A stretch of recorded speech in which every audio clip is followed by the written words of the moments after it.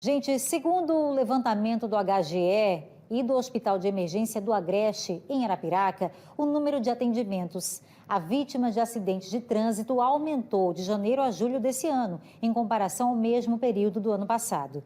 E o Neto Mota, ele está ao vivo com o Antônio Monteiro, que é especialista em segurança do trânsito, para saber as causas desse aumento. Eu já quero entender esse assunto melhor com o Neto Mota e também com o especialista, né, o Antônio. É com você, Neto.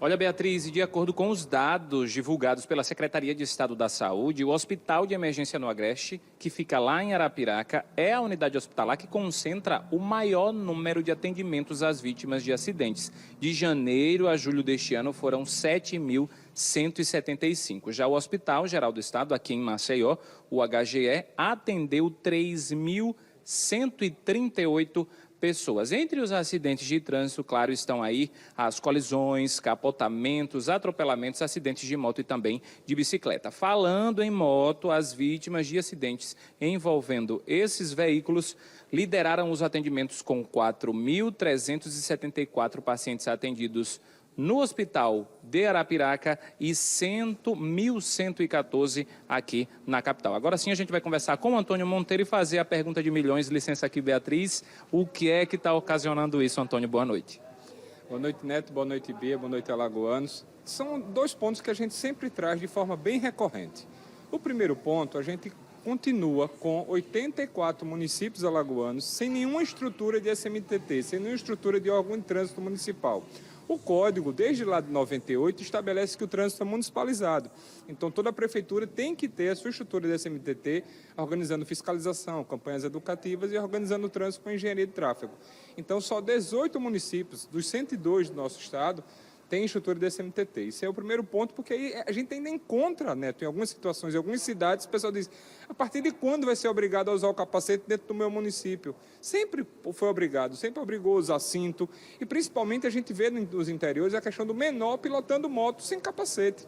Mais da metade do nosso morto, mais da metade da nossa vítima são de pessoas inabilitadas. Então você tem um volume muito grande de pessoas inabilitadas dirigindo pelo interior por essa falta, por essa omissão das prefeituras de não municipalizar.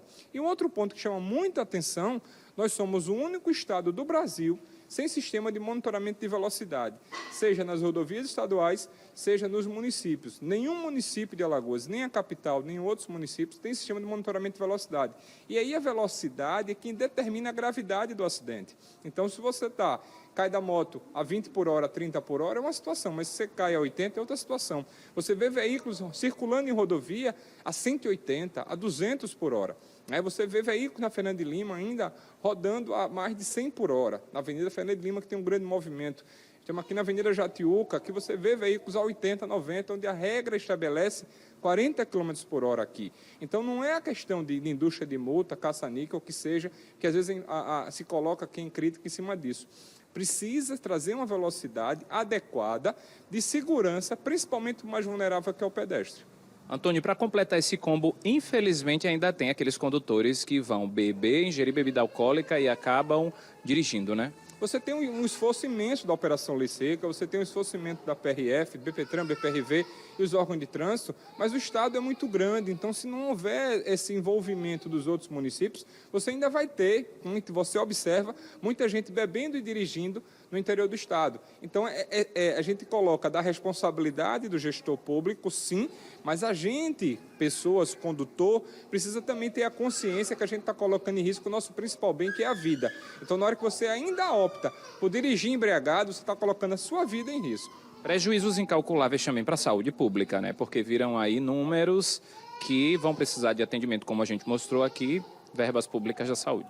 Alguns anos atrás foi publicado algumas pesquisas que mostram que acima de 200 milhões de reais são perdidos no estado com acidente de trânsito. No Brasil se estima em 40 bilhões de reais por ano com vítimas de trânsito. Então os números são muito altos que a gente precisa realmente tomar uma posição.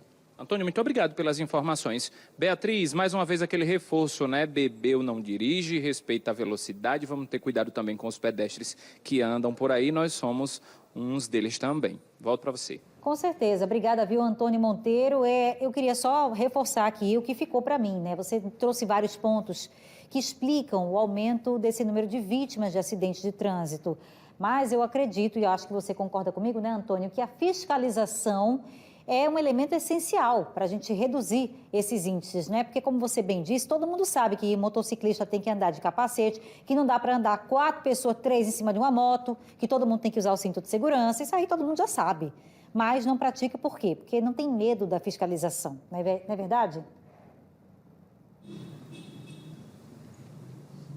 A gente coloca que sempre é o tripé. Você tem que ter rodovias bem projetadas, bem sinalizadas com engenharia de tráfego.